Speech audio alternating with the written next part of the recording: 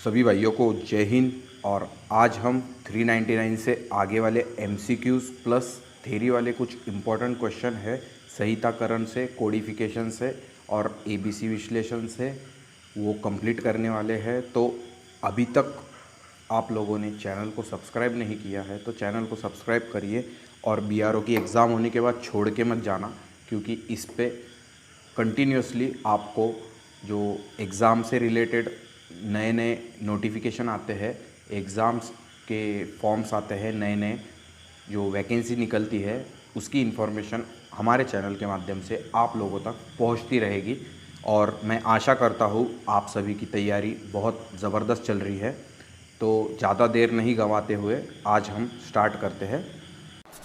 जय हिंद सभी को। तो आप लोगों ने अभी तक चैनल को सब्सक्राइब नहीं किया होगा तो चैनल को सब्सक्राइब कर लीजिए और बेल आइकन को प्रेस कर लीजिए ताकि नई नई अपडेट्स, नई नई वीडियो आप लोगों तक जल्द से जल्द पहुँचे।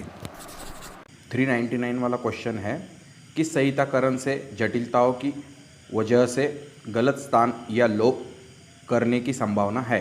तो इसका आंसर हो जाएगा दशमलव संहिताकरण।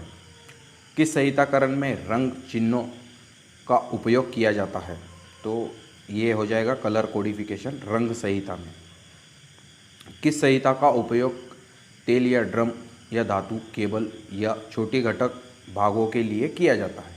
रंग संहिताकरण का ही उपयोग धातुओं, केबलों या छोटे घटकों के लिए किया जाता है। संहिताकरण का उपयोग क्यों करना चाहिए? संहिताकरण का उपयोग क्यों करना चाहिए, ये भी इम्पोर्टेंट क्वेश्चन है। स्टोर के वस्तुओं को लंबे नामों और विवरणों के उपयोग से बचने के लिए, मतलब बड़े बड़े नाम होते हैं उससे बचने के लिए कोडिफिकेशन को यूज़ किया जाता है। ये आधुनिक टेक्निक भी है। स्टोर की पहचान करने में किसकी मदद होती है? संहिताकरण से स्टोर की सुविधाजनक पहचान होती है। आगे देख लेते हैं। सामग्री जारी करने में मुद्दों में त्रुटियां की संभावना समाप्त करने में मदद कौन करता है? वस्तुओं का संहिताकरण। वस्तुओं का संहिताकरण मदद करता है। संहिताकरण उत्पादन गतिविधियों में गोपनीयता बनाए रखने में डैश डैश करता है, तो मदद ही करता है। संहिताकरण हमें मदद ही करता है गोपनीयता रखने में। संहिताकरण वस्तुओं की डैश डैश को रोकता है, तो दोहराव को, डुप्लीकेशंस को रोकता है। स्टोर संबंधित विभिन्न रूपों और दस्तावेज़ों को तैयार करने में किसकी मदद से आसानी और सुविधाजनक काम किया जा सकता है? वस्तुओं का संहिताकरण करने से। संहिताकरण के अन्य लाभ क्या है? तो इसमें 4 ऑप्शन दे रखे हैं। तो पहला ऑप्शन है वस्तुओं के मानकीकरण और विविधता में कमी में मदद करता है। भंडारण लागत कम करता है। दक्षता बढ़ाने में मदद करता है। तो इसका जवाब हो जाएगा उपरोक्त सभी सही है। इन्वेंट्री नियंत्रण क्या है? ये भी इम्पोर्टेंट है आपके लिए जान लेना कि इन्वेंट्री नियंत्रण क्या है। यह एक संगठन के सर्वोत्तम आर्थिक हित को ध्यान में रखते हुए दुकानों के स्टॉक की जांच करने और वांछित स्तरों पर इन्वेंट्री को बनाए रखने की गतिविधि है। आगे देख लेते हैं। एक व्यवसाय न्यूनतम होल्डिंग लागत के साथ पूर्वानुमानित मांग को पूरा करने के लिए क्या करना चाहिए? पर्याप्त मात्रा में स्टॉक रखना चाहिए। पर्याप्त मात्रा में आपके पास स्टॉक रहेगा तभी आपकी पूर्वानुमानित मांग को पूरी कर सकते हैं आप लोग। अगर आपका प्रतिदिन प्रोडक्शन 300 का है और आपको अगर 320 की मांग आ रही है तो आप क्या करेंगे? आपकी इन्वेंट्री में 20 से 40 का स्टॉक होना चाहिए। तो आपका मिनिमम स्टॉक लेवल जो है वो मेंटेन होने से पहले आपको 20 से 40 का एक्स्ट्रा स्टॉक लेके चलना है। मतलब आपका डिलीवरी आने से पहले आप लोगों का स्टॉक ख़त्म ना हो। ABC विश्लेषण क्या है? ABC विश्लेषण यह स्टॉक को A, B और C नामक 3 खंडों से विभाजित करता है। A नामक खंड ABC विश्लेषण में क्या होता है? A खंड में ऐसी इन्वेंट्री होती है जो बिक्री आवृत्ति या खपत के साथ उच्च मूल्य के होते हैं। ABC विश्लेषण में स्टॉक की कौन सी श्रेणी बारीकी से नियंत्रित करना चाहिए? A श्रेणी के खंड को, क्योंकि ए श्रेणी की वस्तुएं कम खपत और उच्च मूल्य की होती है। तो ABC में ए वाले जो ए कैटेगरी वाले जो वस्तुएं होती है वो बहुत मूल्यवान होती है, जिसमें आपका 60 से 70% इन्वेस्टमेंट लगा होता है। तो ए श्रेणी के वस्तुओं का आपको उचित ध्यान और खपत पर पूर्ण ध्यान देना आपको अनिवार्य है। बी नामक खंड क्या होते हैं ABC विश्लेषण में, तो ये भी देख लीजिए। बी श्रेणी खंड ऐसे स्टॉक होते हैं जो मध्यम मूल्य के होते हैं और अच्छी मध्यम बिक्री के साथ होते हैं। ABC विश्लेषण में सी नामक खंड क्या होते हैं, तो अभी ए देख लिया, बी देख लिया, सी भी देख लीजिए। सी वाले श्रेणी में आपके पास कम मूल्य वाले इन्वेंट्री है जिनके उच्च बिक्री आवृत्ति होती है, मतलब ये ज़्यादा सेल होते हैं, बस इनका रेट कम होता है, जिनके न्यूनतम इन्वेंट्री नियंत्रण की आवश्यकता होती है। आगे देख लेते हैं जस्ट इन टाइम JIT क्या होता है। अभी ये JIT का फुल फॉर्म भी पूछ सकते हैं आपको, तो इसका भी आपको MCQs यहाँ पे बन जाएगा। और एक JIT का फुल फॉर्म बताइए, तो JIT का फुल फॉर्म हो जाएगा जस्ट इन टाइम। तो JIT क्या है ये भी जान लीजिए पूरी डिटेल में। तो इसमें 4 ऑप्शन दे रखे हैं, वो आपको पूरी तरीके से जस्ट इन टाइम समझने के लिए। तो पहला वाला है कंपनी एक इन्वेंट्री स्तर बनाए रखती है जो उत्पादन के दौरान आवश्यक होती है। दूसरा ऑप्शन है आपके पास उत्पादन आवश्यकताओं से ऊपर कोई अतिरिक्त इन्वेंट्री नहीं है या अतिरिक्त स्टॉक के भंडारण से आपको छुटकारा पाने की मदद हो सकती है। तीसरा है इसमें स्टॉक का क्रम तब तक रखा जाता है जब तक पुराना स्टॉक शून्य के करीब आ जाता है और यह उत्पादन को थोड़ी देर तक लिए सही व जोखिम में डाल सकता है। तो उपरोक्त सभी JIT के उदाहरण हैं और ये सही है, इसका आंसर हो जाएगा उपरोक्त सभी। आगे देखते हैं आर्थिक आदेश मात्रा EOQ, आपने बहुत बार देखा होगा EOQ बहुत आ रहा है। तो EOQ क्या है, ये है इकोनॉमिक ऑर्डर क्वांटिटी। आपकी क्वांटिटी और ऑर्डर को कम से कम आय लागत के रूप में आर्थिक आदेश मात्रा के कैलकुलेशन से आप अगर चलोगे तो आपको आर्थिक आदेश मात्रा में बहुत सारा बेनिफिट होगा। तो इसका आंसर है इन्वेंट्री का ऑर्डर देना चाहिए और इन्वेंट्री के न्यूनतम स्तर की जांच करते हुए कब ऑर्डर जारी करना है यह काम EOQ से पता चलता है। मतलब आपको कब ऑर्डर करना है, आपका इकोनॉमिक कितना ऑर्डर करना है, आपका सेल कितना है, आपका स्टॉक कितना होना चाहिए, ये इसका कैलकुलेशन हमें आर्थिक आदेश मात्रा से मिलता है। EOQ का फॉर्मूला क्या है, तो EOQ का फॉर्मूला है EOQ = √2DK/H। तो ये भी इम्पोर्टेंट है। EOQ का फॉर्मूला अनुसार D क्या होता है, तो EOQ तो फॉर्मूला तो पता चल गया, बट D क्या है, D है ऑर्डर कॉस्ट पर ऑर्डर। अब EOQ अनुसार फॉर्मूला में दिया गया K क्या है, तो ये K होगा डिमांड रेट्स पर ऑर्डर।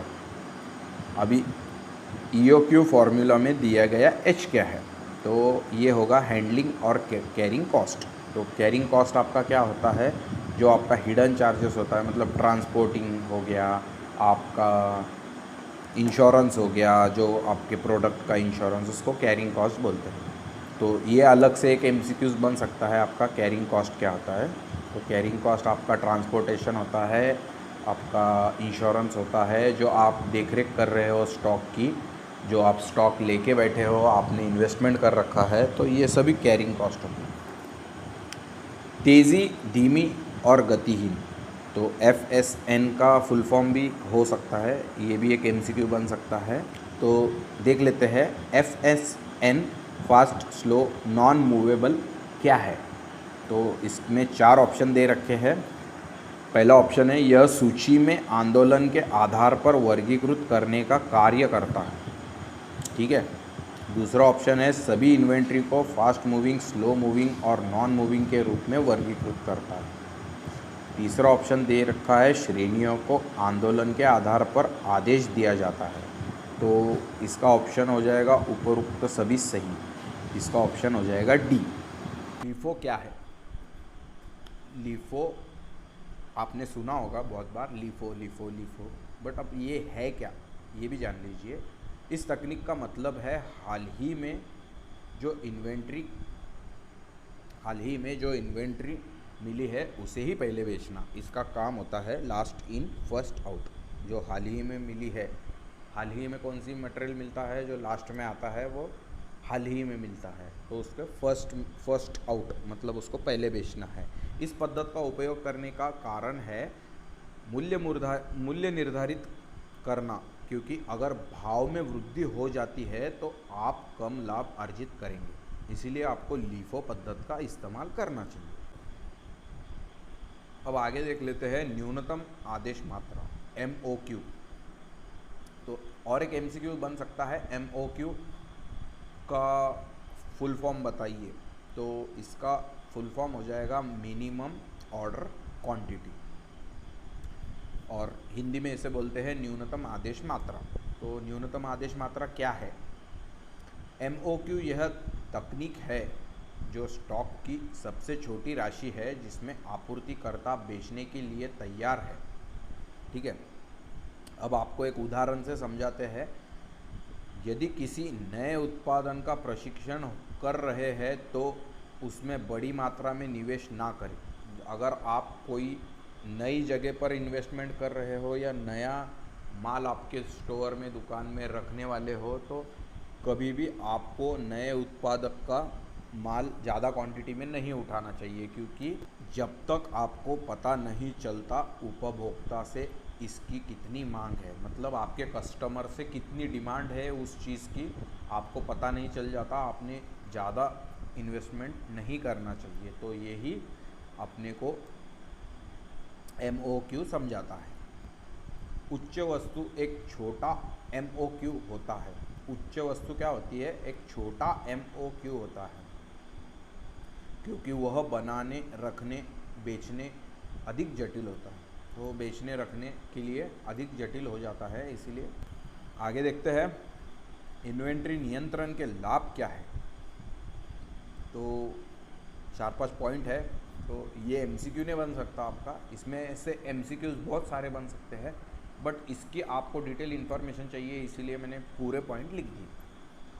तो देख लेते हैं पूरे पॉइंट। इन्वेंट्री का इष्टतम स्तर बनाए रखना। दूसरा है प्रतीक्षा समय, लीड टाइम आदि को ध्यान में रखते हुए खरीद प्रक्रिया पूरा करने में मदद करना। तीसरा है सूची का अवधिन निरीक्षण करना। चौथा है गोदामों से माल के भंडारण और जारी करने पर हमारा मार्गदर्शन करता है। पांचवा हो जाएगा सामग्री का आवाजाही, एक व्यवस्थित रिकॉर्ड गोदाम रिकॉर्ड में मदद करता है। छठा हो जाएगा इन्वेंट्री की भौतिक सत्यापन की योजना बनाने में मदद करता है। तो ये 5-6 पॉइंट हो गए जो आपको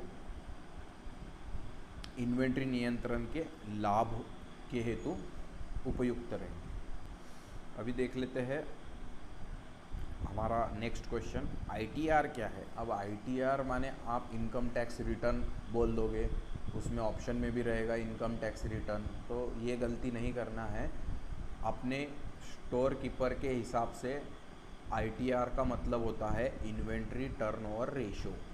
इन्वेंट्री टर्नओवर रेशो, तो ये ध्यान में रखना है, इम्पॉर्टेंट है, क्योंकि ये जो डाउट वाले क्वेश्चन होते हैं ये अक्सर पूछे जाते हैं। ITR क्या है, तो अब इनकम टैक्स रिटर्न बोल देंगे तो आप फटाक से उसको टिक कर देंगे, तो ये गलती नहीं करना है। इन्वेंट्री टर्नओवर रेशो इसका सही आंसर है। आखिरी क्वेश्चन है हमारा आज का, मटेरियल बिन कार्ड क्या होता है। अब क्वेश्चन को अल्टी पल्टी करके पूछ सकते हैं। अब बिन कार्ड आपको पता है, अब ये क्या आ गया नया मटेरियल बिन कार्ड, तो कुछ नहीं, ये भी बिन कार्ड ही है। तो ये क्या करता है, स्टॉक आइटम का फिजिकल स्टॉक लेने में मदद करता है। तो आपका जो क्वांटिटी रहता है बिन कार्ड में, ये फिज़िकली आपको काउंट करना पड़ता है, 1 2 3 4 5 6। तो ये वही आइटम को फिज़िकल काउंट करने में मदद करता है। बिन कार्ड की हेल्प से आप तुरंत देख सकते हो कि मेरे ये वाले बिन में 50 आइटम है, वो वाले बिन में 100 आइटम है। तो बस यही काम मटेरियल बिन कार्ड करता है। तो फ्रेंड्स, ये कुछ MCQs plus theory type question मैंने बनवाए, वो आपको अगर अच्छे लगे तो आप इसकी स्टडी करना। इसका PDF कल आपको टेलीग्राम चैनल पे भी मिल जाएगा। टेलीग्राम की लिंक डिस्क्रिप्शन में दे रखी है, तो कृपया सिर्फ PDF के लिए ना मुझे फ़ोन मैसेज करें। आप वीडियो देख के भी, डाउनलोड करके भी रिपीट देख सकते हो। इसमें भी कोई ऑप्शन आ जाएगा, डाउनलोड का भी ऑप्शन अभी सभी वीडियो में आ रहा है, कोई प्रॉब्लम नहीं है। और वीडियो अच्छा लगा तो वीडियो को लाइक कर देना, ज़रूरतमंद हो तो वीडियो को शेयर कर देना। और इंग्लिश वालों के लिए मैं बोलने वाला होता, रह गया। इंग्लिश वालों के लिए मैंने वीडियो सीरीज़ बनाई है, बस वो नेट के कारण थोड़ा सा अपलोडिंग में वगैरह प्रॉब्लम हो रही है, और लाइव सेशन हम ले रहे हैं तो ब्लर हो जा रहा है, तो थोड़ा सा नेटवर्क का इशू है। मैं आज रात में या कल मॉर्निंग में उसका भी वीडियो अपलोड करने वाला हूँ, तो आप सभी ने जुड़े रहना है। और ऐसे ही हम तैयारी करके BRO इस बार पार कर देंगे। तो मिलते हैं अगले वीडियो में, तब तक के लिए जय हिंद।